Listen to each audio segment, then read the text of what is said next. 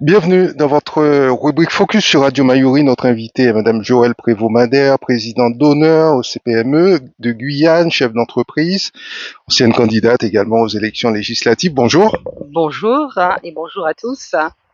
Merci beaucoup d'avoir accepté notre invitation. Le 4 septembre, le gouvernement a dévoilé le contenu du rapport sur la régulation du prix du carburant en Outre-mer, un document qui était attendu depuis 2022 par, le, par les parlementaires. L'attente a été longue, mais la satisfaction est grande. Écoutez, l'attente a été extrêmement longue. Alors, le rapport, la mission est venue en janvier 2022 et lorsque nous leur avons posé la question, ils nous ont donc appris qu'il devrait être publié entre mai et juin 2022. Je vous rappelle, c'est dans la période on est en pleine période d'élections donc législatives. Et premier constat, en juin, rien du tout. J'essaye, moi, par les connaissances que j'ai, d'essayer d'avoir des nouvelles de ce rapport. Rien, absolument rien. C'est comme s'il n'y a même pas eu le rendu, le compte rendu, l'écrit du rapport. Et donc du coup, tout de suite après les élections législatives, je m'adresse aux deux députés élus, nouvellement élus, et je leur demande donc de bien vouloir s'attacher à ce dossier-là parce que on voit bien que les prix ne cessent de continuer à grimper et les prix de vente des carburants routiers ne cessent de continuer à grimper et que voilà, on ne peut pas continuer euh, dans ce sens. La population a du mal de toute façon à pouvoir supporter de tels prix. Je vous rappelle qu'après les événements de 2017, il y avait eu un article de Capital, d'accord, donc je montre bien, c'est de Capital, et qui titrait les chiffres qui démontrent le retard phénoménal accumulé par la Guyane. Donc, d'une façon générale, un PIB par habitant largement inférieur à celui de la Martinique et de la Guadeloupe, un taux de chômage 2 fois supérieur à celui de l'Hexagone, une majorité de jeunes qui sortent sans diplôme du système éducatif, un réseau électrique souvent défectueux, des infrastructures de transport insuffisantes. Ça, c'était celui de Capital. Dans le même temps, vous aviez également un document qui date de 2017 où on interviewe Olivier Sudry, qui est un économiste. La Guyane est un territoire qui a 25 ans de retard. Vous pensez bien qu'avec de tels chiffres, derniers chiffres, la moitié, document de l'IEDOM, la moitié de la population guyanaise sous le seuil de pauvreté. Comment, avec de tels éléments, on peut se contenter d'accepter un prix qui est fixé dans le cadre d'une formule qui a été révisée suite au mouvement de 2008 et qui pourtant, jusqu'à ce jour, ne correspond pas à la réalité du territoire et ne correspond pas non plus à la réalité de ce qui se fait en matière de raffinage. Vous avez été consulté directement par les inspecteurs qui s'étaient rendus en Guyane dans le cadre de cette enquête. Oui, absolument. J'ai été consultée sous les différentes casquettes que je peux avoir, et en fait, ils sont restés 5 jours sur le territoire, et je les ai rencontrés pendant chacun de ces 5 jours. Alors vous-même, vous êtes professionnel, vous avez une société de transport. On pourrait dire que vous êtes concerné directement par la problématique du prix du carburant au quotidien. Je le suis tout d'abord, non pas en tant que professionnel de transport, je le suis déjà en tant qu'individu propre. Lorsque je prends mon véhicule et que je dois aller faire de l'essence, comme tout le monde, je fais attention au prix que j'ai à payer une fois qu'on a rempli mon véhicule. Donc, c'est d'abord cette casquette que j'ai. Par la suite, il y a effectivement et évidemment l'aspect professionnel. Et là où cela joue beaucoup, c'est lorsque vous avez des marchés qui sont fixés dans le cadre d'un format prix forfaitaire ferme non révisable et que lorsque vous avez le même prix donc de vente de vos services pendant 4 ans, par exemple, et que pendant ces 4 ans, vous n'avez pas de formule de révision des prix en fonction d'augmentation de différents éléments, dont celui des carburants, vous comprenez qu'à un moment, il faut être très vigilant pour ne pas travailler avec des prix qui sont plutôt des prix de vente à perte. On va faire un focus sur ce rapport qui met en lumière l'activité de raffinage de la Sahara comme facteur principal du surcoût du carburant. Est-ce qu'on ne le savait pas déjà? Ce ne sont pas les premiers rapports. Là, nous sommes à un quatrième rapport, et des rapports qui ne cessent de confirmer. Et ce qui est bien, c'est qu'on entre de plus en plus dans le détail. Et celui-là est le summum du détail. Donc, ces rapports ne font que confirmer ce que nous n'avons cessé de dire depuis 2007, à savoir 2007, c'était hors Sahara, puisque nous ne relevions pas de la Sahara à cette époque. À partir il y a eu le mouvement de 2008, suite au fait que on sort d'un approvisionnement hors Sahara. À l'époque, les gazoles, les produits, les carburants provenaient de Trinidad. D'accord? Parce que nous n'étions pas soumis à des normes européennes. À partir de 2005, le gouvernement nous annonce que, attention, il y a une norme qui sera imposée en matière des carburants routiers et qu'il faudra donc les respecter. Et que par conséquent, le carburant que nous recevons de Trinidad ne respectant pas ces normes, il faut trouver une solution. Je donne juste un exemple. Saint-Martin se trouve dans la même situation que la Guyane. Saint-Martin demande au gouvernement de faire une demande exceptionnelle d'exonération de l'application de cette nouvelle règle européenne. Ils l'obtiennent. À Saint-Martin, vous avez des véhicules français, marque Renault, Peugeot, etc. Véhicules français qui pourtant fonctionnent avec des carburants qui ne sont pas à cette fameuse norme européenne. Donc lorsqu'on me dit que oui, si vous mettez un autre type de carburant, votre véhicule tombera en panne ou ne fonctionnera pas, je vous avoue on comprend pas bien. Nous sommes nombreux également à aller au Suriname. Lorsque nous revenons avec nos propres véhicules, à un moment pour faire le retour, un plein ne permet pas de faire un aller-retour Cayenne-Paramaribo, surtout si on bouge pendant le reste de la semaine. Donc, on est obligé d'acheter du carburant, de mettre du carburant dans nos véhicules européens. Ils ne tombent pas en panne pour autant. Mais bon, entendons le fait que nous devons avoir des véhicules qui doivent fonctionner avec des carburants aux normes européennes. Pourquoi pas?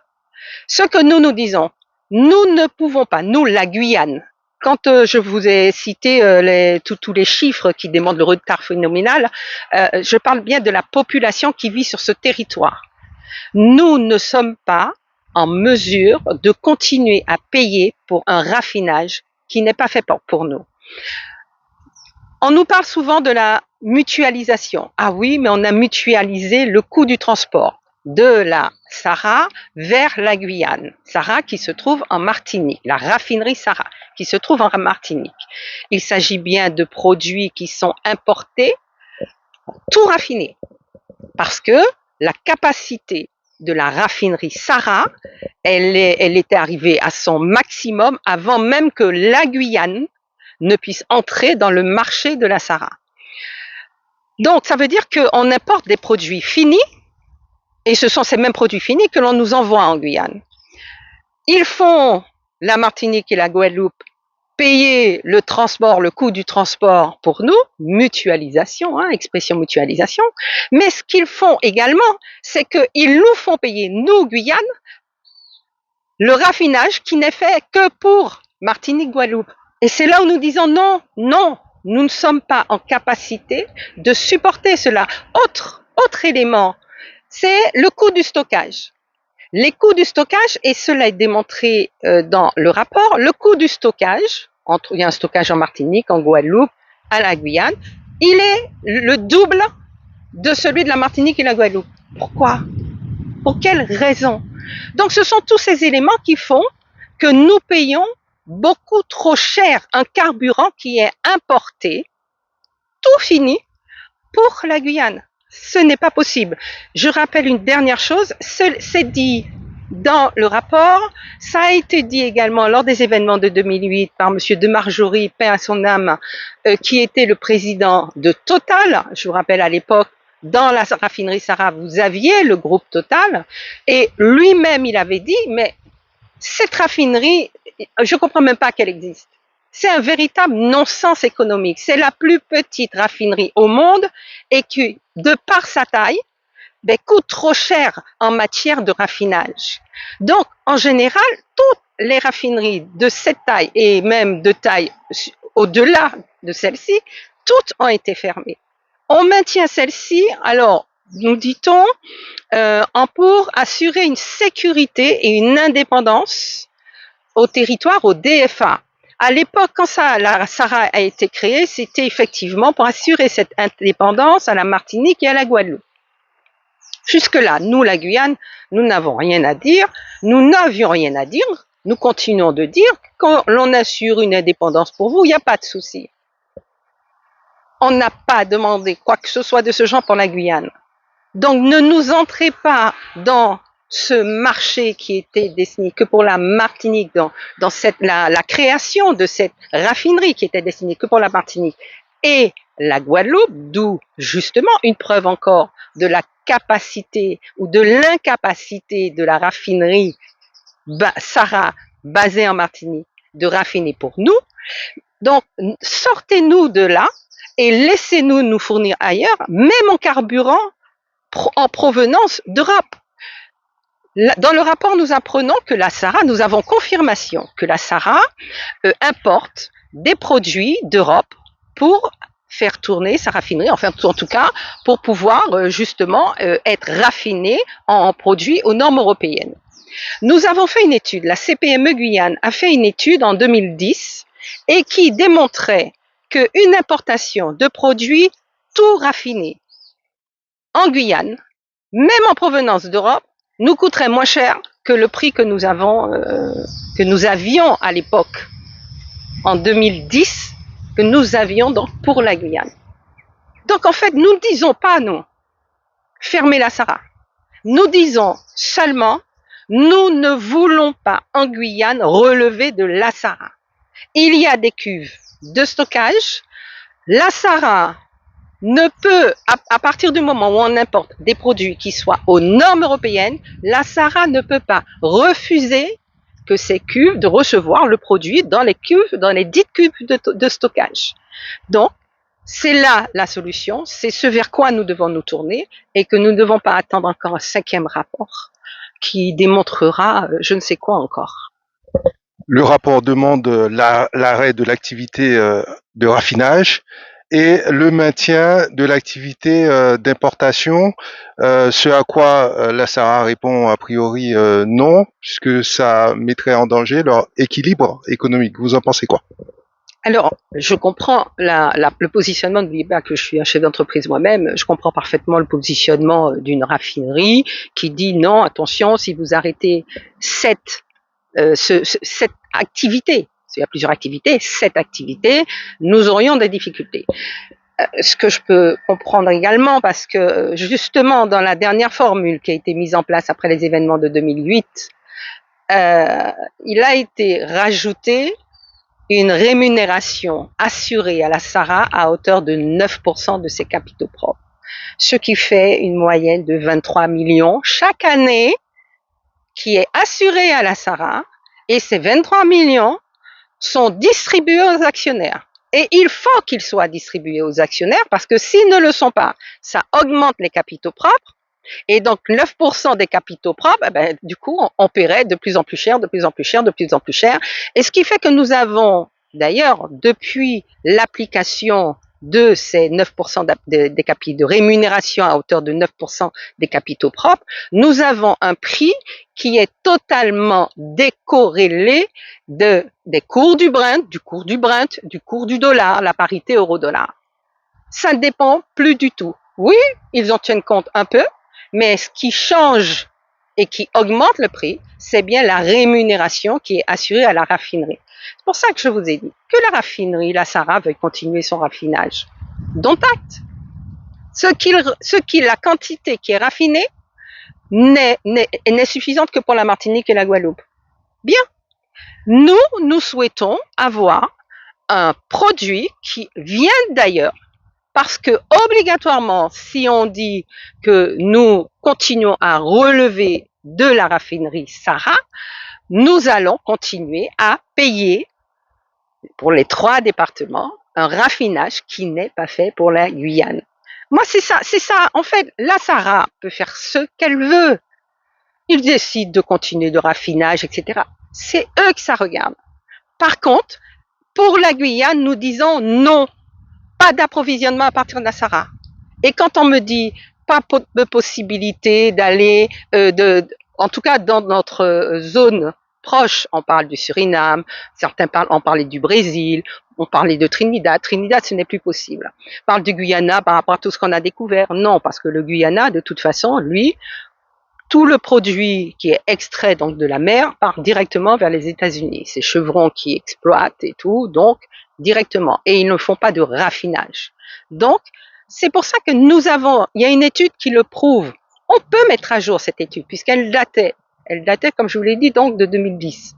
On peut mettre à jour cette étude et chercher ensuite, parce que nous sommes persuadés que cela se fera, chercher ensuite d'autres possibilités d'origine du produit raffiné aux normes européennes, parce que je vous le rappelle, au Suriname, ils ont trouvé ce qu'on ne trouve pas chez nous, ou que l'on trouve chez nous mais qui n'est pas de bonne qualité, c'est-à-dire dans les fonds marins, ils ont donc du pétrole, ils viennent de trouver du gaz maintenant, donc des puits de gaz. Ce que nous savions déjà, puisque au Conseil économique, social et environnemental où j'ai siégé pendant plus de 10 ans, nous avons eu l'occasion d'auditionner la société Technip, qui est une société qui fait des recherches dans le monde entier, en matière donc de recherche de produits de carburant en mer. Bon, et il nous avait dit vous avez du pétrole. C'est pas du carburant, en matière de produits pétroliers plutôt. Du pétrole, vous avez du gaz, vous avez des diamants, tout cela dans votre sol marin. Vous savez ce qui s'est passé. La France a sorti un article de loi, la loi Hulot, qui interdit dorénavant la France d'exploiter quelques ressources de ce type à partir du moment où ça se trouve dans les eaux françaises. Bien, donc nous sommes bloqués. Mais ce qu'on a découvert, parce que une information que même moi je n'avais pas complètement, c'est que le pétrole pour l'instant qu'extrait le Suriname pour produire pour sa population et autres, c'est du pétrole terrestre. Et leur inquiétude, vous savez, lorsque vous avez une source, à un moment, bon, elle est là, vous faites des simulations et vous savez que vous en avez encore pour 10, 20, 30 ans. Là, ils sont rassurés parce que ils ont maintenant du pétrole marin maritime du moins, et donc par conséquent, ils sont partis pour un nombre d'années incalculable. Donc ce sont des solutions que nous devons étudier également parce que eux aussi à terme ils vont se mettre à produire des pétroles aux normes européennes. On se doute bien, la Sarah va faire du lobbying, le rapport émet des recommandations, il n'y a pas d'injonction, on vient d'avoir un changement de gouvernement avec à Matignon, donc il n'y a aucune obligation à ce que ces mesures soient appliquées immédiatement et soient même appliquées à moyen terme. Est-ce que quelque part, ce ne sont pas des agitations finalement pour peu de choses? Alors, je reprends alors votre expression, ce ne seront jamais des agitations pour peu de choses. Même si cela doit être appliqué dans 10 ans, dans 15 ans, mais nous avons une base documentée et qui prouve bien que Nous ne devons pas continuer à relever de la raffinerie Sarah. Point final. On ne peut pas, sur la base de ce que vous dites, et vous avez raison, hein, c'est un constat. Première étude, deuxième étude, troisième étude. Il y a une quatrième faite par l'Assemblée nationale avant. Donc, mais au fur et à mesure que l'on avance dans les études, au fur et à mesure, nous avons de plus en plus de précision. Si vous voulez, là, on sent bien que même au niveau national, il commence à être un petit peu agacé par un dossier qui ne cesse de revenir parce que, quoi qu'on en dise, les carburants participent aussi à la vie chère. Tout est transporté. Et puis moi j'aime bien, mais on vous parle des coûts carbone. N'importe pas de trop loin, etc. Vous voulez me dire qu'on passe par une raffinerie qui est la plus petite au monde, qui elle-même fait venir sa matière première d'Europe du Nord. Et lorsqu'on dit nous, étudiez avec nous les possibilités, surtout par rapport aux découvertes qui ont été faites au Suriname, pour, sait-on jamais, nous pouvons les convaincre de faire des carburants aux normes et tout. Et non, ah non, non, non, non, non, mais non, ce n'est pas possible, c'est tout simplement, ce n'est pas possible. Alors, ça veut dire qu'on est en train de me dire qu'on sacrifie la Guyane pour pouvoir maintenir les fameux emplois là qui sont affectés à la raffinerie, hein, pas au groupe Sarah. Je ne parle pas des 200, de la totalité des 200 et quelques emplois. Je parle uniquement des emplois affectés au raffinage, à la partie raffinage, donc qui se trouve basée à la Sarah Martinique. Alors pour ces quelques emplois-là, on sacrifie toute une population guyanaise qui ne cesse de croître et que l'on sait très bien qui va doubler encore dans les années à venir. Avec les chiffres que l'on entend, ce n'est pas acceptable. Ce qui est dommage, c'est que pour se faire entendre, la voix des politiques ne porte pas suffisamment, il faut croire, il faut que l'on descende dans les rues. Je pose la question, devrons-nous arriver à ce stade-là encore? Nous avons deux parlementaires dont la posture aujourd'hui, c'est de tourner le dos au gouvernement et au président de la République, Emmanuel Macron. Et on sait à quel point le poids de l'exécutif est quand même fort sur ce type de dossier. Est-ce que c'est pas une erreur stratégique, vous qui vous étiez présenté aux législatives, en toute franchise? Alors, en toute franchise, il est évident que je penserais comme Monsieur Georges Patient, qui est un élu depuis tant d'années. Pour autant, hein, vous savez, je suis quelqu'un d'assez calme, mais à un moment, je dis, il faut qu'on arrête de se foutre de nous. Excusez-moi pour ces expressions un peu triviales. Mais pas en coupant les négociations, pas en coupant la discussion, pas en coupant court à la discussion. Non, mais j'ai pas entendu dire. Non, franchement, moi, j'ai pas entendu dire qu'il coupait court à la discussion. Oui, mais on se rappelle quand même que quand Emmanuel Macron était venu en Guyane, le député Monsieur Riemann avait refusé de le rencontrer. Oui, alors parce que il y a une réaction à un instant T sur un objectif, pour un objectif T encore, ou sur un sujet par rapport à un sujet T, on généralise. Moi, tant que je n'ai pas vu, je ne vais pas affirmer que ces deux députés vont le faire de façon systématique et automatique. Moi, je suis désolée. Moi, j'aime bien à un moment la preuve. Bon. Ensuite, je dirais, quoi qu'on en dise, ce sont eux qui ont réussi à obtenir le rapport, la publication du rapport. Le rapport a été fait en 2022, c'est écrit mai 2022. Il a été publié là. Nous sommes en 2024, juin 2024, presque 2 ans plus tard. Sous la pression et peut-être parce qu'ils avaient obtenu également un avis favorable de la CADA. Donc, qu'est-ce que c'est la CADA? La CADA, c'est l'organisme final auquel vous vous adressez pour pouvoir obtenir des documents qui auraient dû être publiés depuis très longtemps. Donc, on parle de documents, par exemple, une analyse qui aurait été faite par l'Assemblée nationale, etc., etc. Voilà. Donc, à un moment, et d'ailleurs, pas que pour la partie politique, même dans le cadre d'un marché entre privés, Si on ne vous donne pas certains éléments, vous pouvez également vous adresser à la CADA. C'est assez rare que ça aboutisse. Bon, là, en l'occurrence, ça a marché et ça a permis de... Par contre, je vous donnerai une information. Le rapport, normalement, quand vous avez un rapport, donc vous avez un document, bon, page de garde et tout, vous avez ensuite comment ça s'appelle, pas le lexique, mais enfin en tout cas le sommaire, donc les différents points que vous allez trouver dans le document.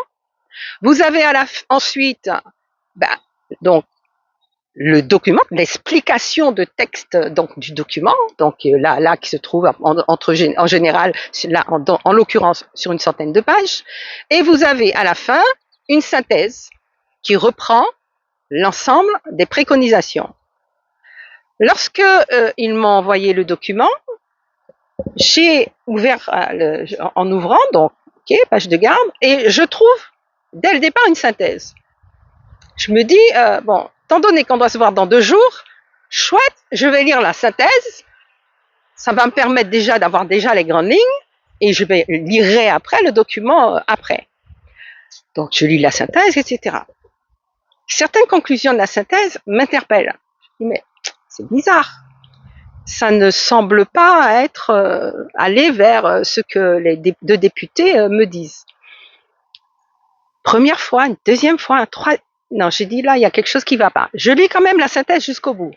Et ma conclusion, c'est, bon, oui, ok, ils ont fait un rapport qui va un peu dans notre sens, mais qui reste encore timoré, quoi, qui ne dit pas tout à fait ce qu'on pouvait espérer. Et puis je dis, non, laisse-moi lire quand même quelques pages. Tiens, là, ça m'interpelle sur cette synthèse, je vais aux pages correspondantes. Je dis, mais ça ne correspond pas.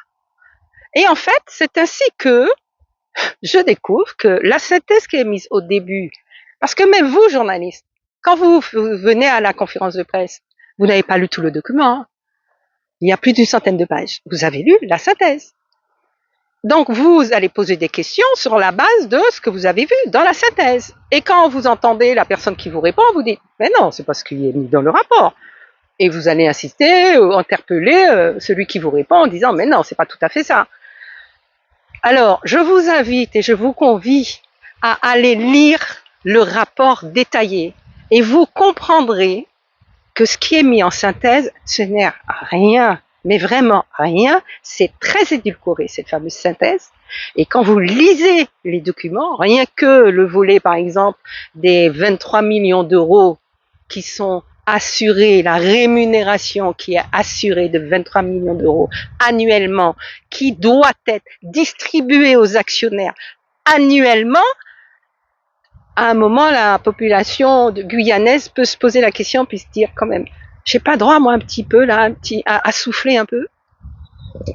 Là, nous arrivons presque au terme de cet entretien, Madame Joëlle Prévost-Madère. Alors, c'est vrai que le rapport révèle également que les prix sont bien évidemment supérieurs à ceux de la métropole, plus 13 centimes d'euros par litre sur le supercarburant, plus 7 centimes d'euros par litre pour le gazole en moyenne, un gain de 14 à 18 centimes sur le sans-plomb. Moi, ce qui m'intéresse et ce qui intéresse également nos auditeurs, c'est de savoir est-ce qu'il y a une alternative à la SARA. On sait que l'activité raffinage coûte cher et ça se répercute sur le pouvoir d'achat de nos auditeurs, des Guyanais. Maintenant, qu'est-ce qu'on peut leur annoncer comme bonne nouvelle? Quelle alternative à la SARA à court terme? Alors, première précision, tout ce qui est activité de raffinage qui coûte cher, ça coûte surtout cher dans le système français. D'accord? N'oubliez pas que les entreprises françaises sont soumises à des prélèvements qui ont été démontrés largement supérieurs à ceux qui existent dans d'autres pays, y compris. Donc la SARA n'y est pour rien. À ce niveau-là, au niveau raffinage, moi je vous ai dit, hein, moi je ne m'intéresse même pas au coût du raffinage. On ne raffine pas pour nous. Vous faites ce que vous voulez. Je vous dis pas fermez votre unité de raffinage. Vous voulez pas la fermer. Et ils le disent d'ailleurs. Hein, l'État n'a pas la possibilité de m'imposer quoi que ce soit, sauf si je ne respecte pas certaines règles. obligatoires, etc., en matière, en particulier, donc, Céveso et tout. Mais sinon, tu ne peux pas m'imposer quoi que ce soit. Je suis une entreprise privée. Dont acte. Moi, je ne demande pas à la fermeture de la Sarah. Nous demandons à ne pas relever d'un produit qui vient de la Sarah.